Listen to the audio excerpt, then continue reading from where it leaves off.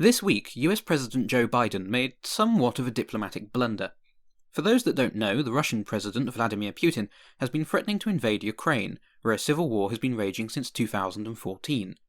Russian troops have, allegedly, been deployed there since the very beginning, occupying and annexing the Crimean Peninsula and fighting across the Donbass region from Donetsk airport to the Ilyvaisk pocket. The Russian government, however, officially denies this.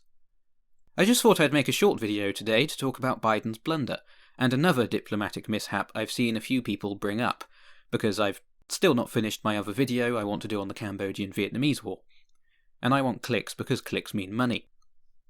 So, amid negotiations between the US government and the Russian government, in which both sides have been threatening the harshest responses they can to either side taking action against the other or Ukraine, Biden, talking to journalists, said of Putin that, "My guess is he will move into Ukraine. He has to do something. It's one thing if it's a minor incursion, and then we end up having a fight about what to do and not do. There are differences in NATO as to what countries are willing to do depending on what happens." This statement sends quite a clear message that, if the Russian government launches a small-scale operation into Ukraine, there would not, contrary to previous statements, be a harsh response. In fact, it essentially says that NATO officials will not do anything if the incursion is small enough.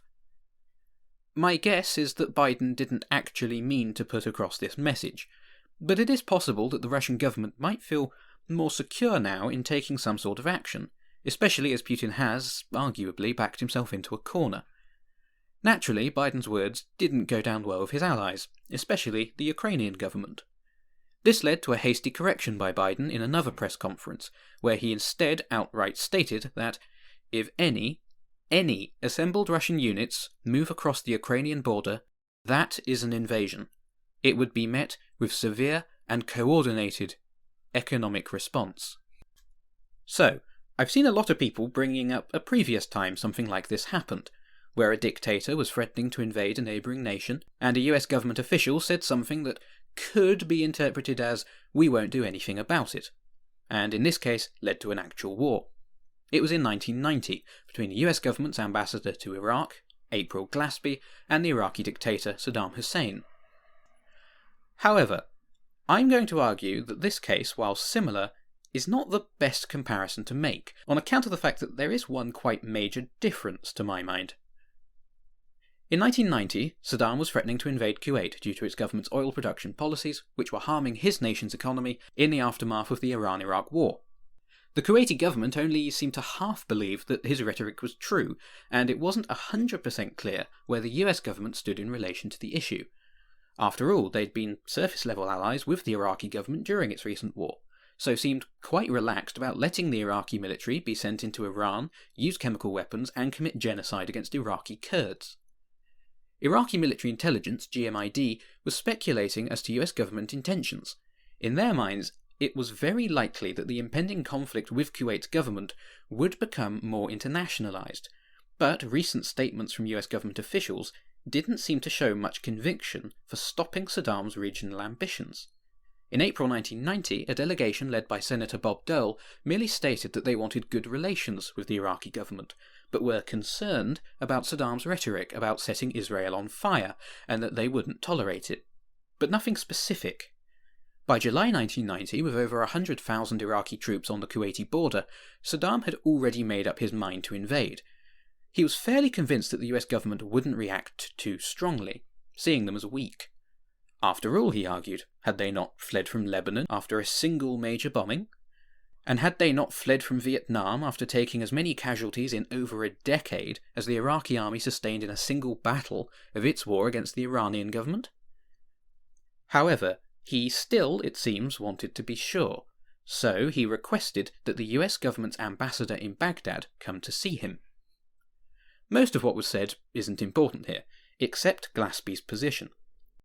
She, much like the April delegation, told Saddam that her government wanted good relations with his, but that they were concerned about his recent behaviour. Glaspie also told him that, "We have no opinion on the Arab-Arab conflicts, like your border disagreement with Kuwait. We hope that you can solve this problem using any suitable methods, negotiations. All that we hope is that these issues are solved quickly. Saddam replied that the Kuwaiti government are fighting an economic war against us. If the capability of our army is lowered, then, if Iran renewed the war, it could achieve goals which it could not achieve before. And if we lowered the standard of our defences, then this would encourage Israel to attack us. It's important to note that at this time, the Iran-Iraq war had not yet actually officially ended. It was just a ceasefire. It wouldn't be a few more months until Saddam signed an actual treaty with the Iranian government about this. So, in his mind, the Kuwaiti government had opened up another front in a war, which was still possibly going to continue, and that this second front was going to open the Iraqi government to attacks from the Israeli military too. Gillespie has long been blamed for green-lighting the invasion of Kuwait by telling Saddam that her government would do nothing about it. However, here's where, I think, the important distinction between Biden and Gillespie comes in. Biden made a mistake. Gillespie didn't. She, in fact, was just following State Department talking points. The US government had one clear motive in the Gulf, and that was to ensure the free flow of oil.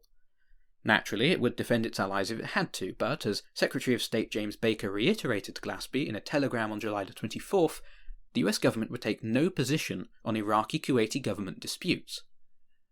Biden's government, on the other hand, has taken a formal position, that if Russian troops enter Ukraine, the US government will respond. Whereas, prior to the invasion of Kuwait, the US government made no formal declaration of support, and had stated its desire to stay out of regional disputes, the US government has made multiple declarations with regards to Ukraine. In October 2021, for instance, the Defense Secretary Lloyd Austin declared of Ukraine's government America's commitment to their sovereignty in the face of Russian aggression, and that we will continue to do everything we can to support Ukraine's efforts to develop the capability to defend itself. In December 2021, meanwhile, Biden told Putin that there were two paths forward: diplomacy or sanctions and increased NATO activity near the Russian border.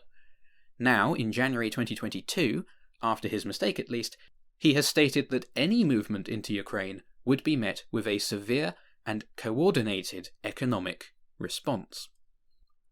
In the Kuwait crisis, prior to the Iraqi government's invasion, there was a deliberate policy on the part of the US government to not intervene in regional disputes. In the current Ukraine crisis, however, there is a deliberate policy of intervening in the case of any Russian government moves into the nation. Biden, it seems, simply messed up, and then had to double down on his pre-stated policy. It's a seemingly small quibble, but I've seen a fair few things, especially on social media, where people are drawing direct comparisons, when the official policy difference is, at least to my mind, quite a significant difference between the two situations. And, while it doesn't mean that any military action is out of the question, it also doesn't mean that Biden has done a Gillespie and greenlit any invasion. Before the Gulf War, the US government's policy was clearly stated non-intervention. Now it's clearly stated intervention, which the president messed up delivering. So the situations do have a difference.